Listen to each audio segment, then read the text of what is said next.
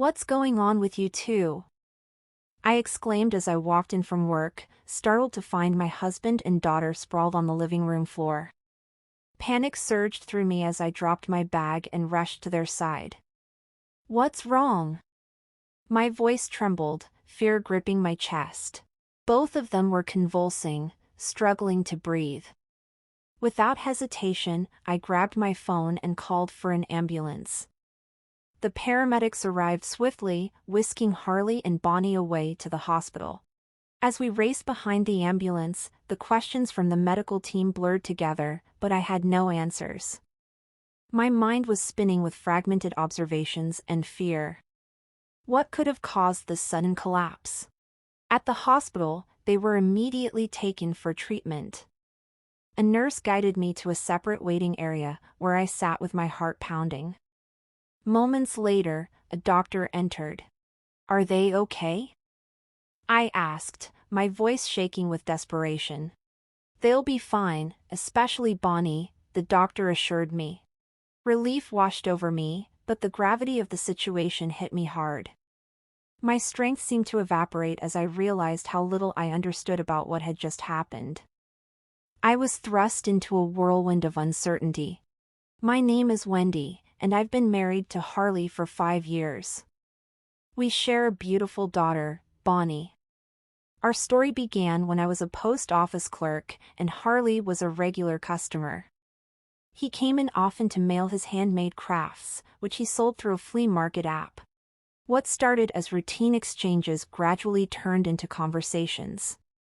One day, after handing him his receipt, Harley left me a piece of paper with his phone number scribbled on it. I hesitated, unsure if I should call. Curiosity eventually got the better of me, and I dialed. Hello? His voice was a mix of surprise and anticipation. Hi, this is Wendy, I said, trying to suppress a nervous laugh. Ah, so you called, he replied, sounding genuinely pleased. Our conversation flowed easily, and before I knew it, an hour had passed. By the end of the call, Harley asked me out on a date. I said yes, and the following week, we met for coffee. Our connection deepened with each outing, and before long, we were inseparable. There were no grand declarations of love, just a quiet, mutual understanding that we were meant for each other. When Harley proposed 2 years later, I said yes without hesitation. I envisioned a blissful life ahead, but reality had its complications. Meeting each other's families was a mixed experience. My parents welcomed Harley warmly, but my sister, Meryl, was a different story. Did you forget to tell Mr. Harley about me? She teased, catching me off guard during our first visit to my childhood home. I stammered an apology, realizing I hadn't prepared Harley for Meryl's sharp wit. Although the initial confusion subsided, Meryl's attitude remained difficult to navigate. Our relationship had always been strained, especially after I used my education fund to cover our mother's medical expenses. While I had no regrets about the sacrifice, Meryl couldn't understand my decision. It created a rift between us that only grew with time. Despite our distant dynamic, she seemed genuinely pleased about my marriage. I wish I could find someone like Harley, she mused one evening. You will, I reassured her, but her next words lingered in my mind. Maybe I already have, she said with an enigmatic smile. Life after marriage was blissful at first, especially with the arrival of our daughter, Bonnie. We were happy. But as time went on, subtle changes crept in. Harley began coming home late and started leaving the house more often, even on holidays. Then, tragedy struck. That day, when I came home to find my husband and daughter unconscious, everything changed. Panic, fear, and uncertainty consumed me as I waited for answers at the hospital. I couldn't shake the feeling that our once perfect life was unraveling. What happened? I whispered to myself, as much a question to the universe as to anyone who might have answers. I confessed, my mind reeling with fear and confusion. At the hospital, after hours of agonizing waiting, The doctor finally called me aside. Are they okay? I asked, bracing myself for the worst. They're stable now, the doctor assured me, but they've suffered from acute nicotine pesticide poisoning. Relief surged through me, but it was fleeting as the gravity of the situation sank in. Caught in a whirlwind of emotions, I struggled to process the unexpected diagnosis. What is acute nicotine pesticide poisoning? I inquired, my voice trembling. It's a poisoning caused by ingesting an ingredient commonly found in pesticides, the doctor explained. Symptoms include dizziness, convulsions, and difficulty breathing. Dread gripped me as I absorbed the severity of the situation. The doctors asked a barrage of questions, probing for any clue about what might have caused it. I was at a loss. I couldn't even recall what they had eaten before I arrived home. Both Harley and Bonnie were admitted for further observation. The next day brought a fresh wave of anxiety. Police officers arrived at our home. What's going on? I demanded, my heart racing. This case appears to be more than just an accident, one officer said. We're investigating it as a potential crime. Can you tell us exactly how you found them? Their scrutinizing gazes made me uneasy, though I couldn't understand their suspicions. I cooperated, hoping to dispel any doubts. During their search, one officer discovered pesticides in our trash can. I don't know anything about this, I protested, genuine confusion clouding my mind. I don't remember buying it. Despite my protests, I was escorted to the police station for questioning. I reasoned that cooperating would prove my innocence, but anxiety gnawed at me. At the station, they took my fingerprints, which were later matched to those found on the pesticide container. When the results came back, the officer's words hit me like a hammer. Your fingerprints match those on the pesticide, he said. You're now a suspect in an attempted murder case. I was stunned. How could this be? I couldn't comprehend why my fingerprints were on the pesticide, let alone why I would harm my own family. As I sat in the interrogation room, confusion and fear swirled in my mind. The officers pressed me, their questions digging deeper into my actions on that fateful day.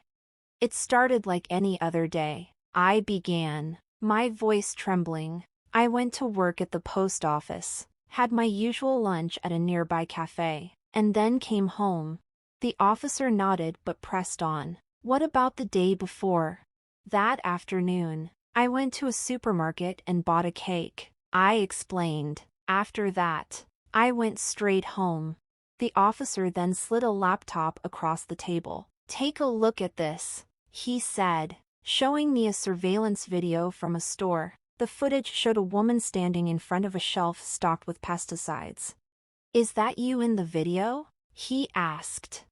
My heart skipped a beat as I scrutinized the screen. This looks like me, I gasped, but as I looked closer, realization dawned. No, wait, this isn't me. The officers exchanged incredulous glances. Are you sure? One asked. Look here, I said, pointing to the screen. The woman has a mole near her mouth. I don't have a mole. This isn't me, it's my twin sister, Meryl.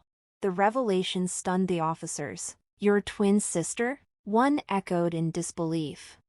As they reviewed the evidence, I explained, Meryl and I don't get along. No one outside my family would know if I left the house dressed like that.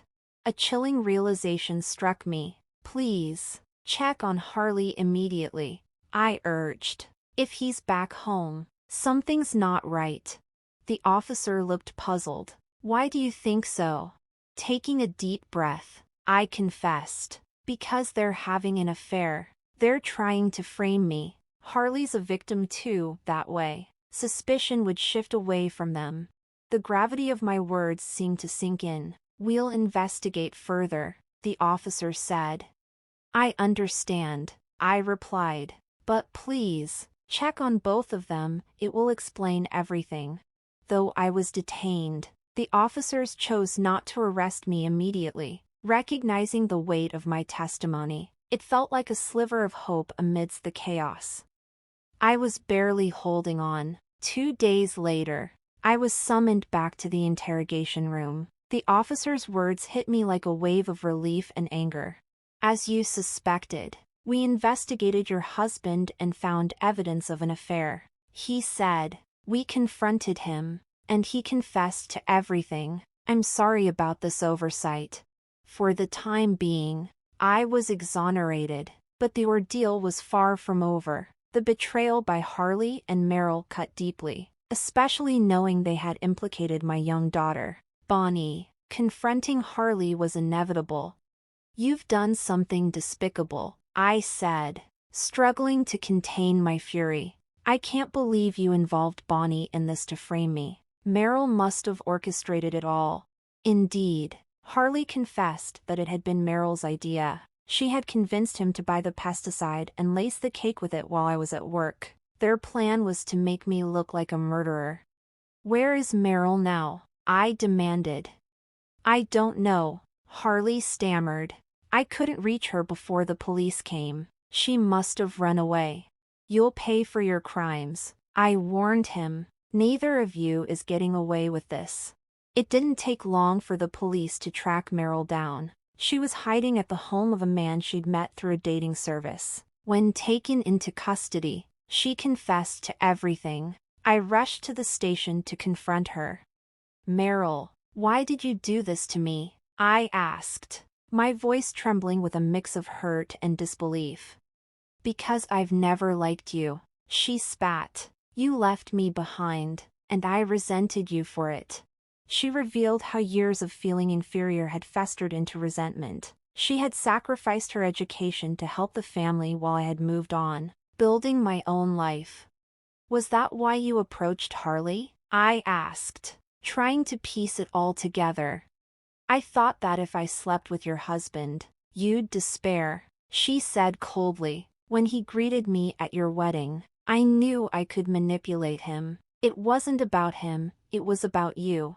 Her words were sharp and devoid of remorse. She admitted she had used Harley's naive infatuation to exploit him. Why did you target Bonnie? I asked, anger bubbling to the surface.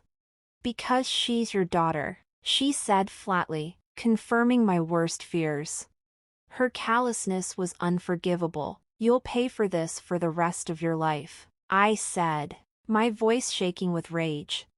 Merrill was led away in handcuffs. The trials of Harley and Merrill commenced soon after. Harley faced numerous charges, including framing me for attempted murder. He was sentenced to prison and ordered to pay alimony. Merrill also faced justice, and though she would eventually complete her sentence, the scars of her actions would never fade. They would forever carry the stigma of their crimes. Meanwhile, my parents extended an offer of refuge. Would you and Bonnie like to move in with us? My mother asked. I think it would make us all happy to have you close. Though hesitant at first, I accepted, knowing my mother needed the comfort of family as much as I did.